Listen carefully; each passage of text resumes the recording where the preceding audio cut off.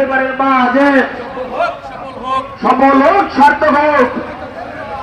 শহীদ পরিবারের মাঝে কমিটির পক্ষ থেকে বিএনপির প্রতিষ্ঠাতা শহীদ প্রেসিডেন্ট জিয়াউর রহমান, বহুদলীয় গণতন্ত্রের প্রবক্তা, যিনি এই বাংলাদেশে বহুদলীয় গণতন্ত্র প্রচলিত করেছিলেন, আমরা স্মরণ করতে চাই মরহুমা দেশ নেত্রী বেগম খালেদা জিয়াকে, যিনি এই বাংলাদেশের মানুষের গণতন্ত্র রক্ষা করার জন্য, যিনি এই বাংলাদেশের মানুষের বাক স্বাধীনতার জন্য একটি বৃদ্ধ বয়সে স্বেচ্ছাতে কারাগার পর্যন্ত বরণ করেছিলেন।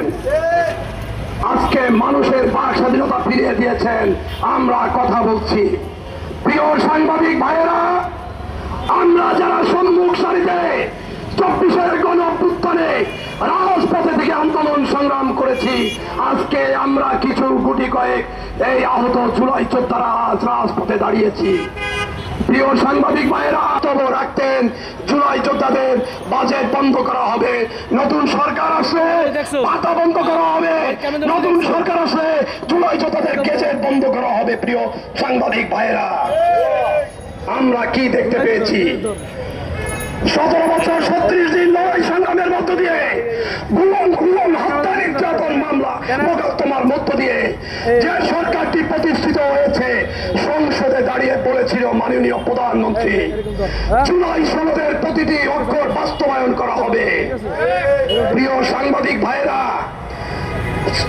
11 জুন আমরা সংসদে দেখতে পেয়েছি মাননীয় প্রধানমন্ত্রী, অর্থমন্ত্রী স্পষ্ট করে দিয়েছেন জুলাই যোদ্ধাদের ভাতা অব্যাহত থাকবে। আপনারা জানেন জুলাই যোদ্ধাদের এই ভাতায় এই দেশ বিনির্মাণ করতে গিয়ে আমার আহত ভাইয়েরা চোখ হারিয়েছে, পা হারিয়েছে।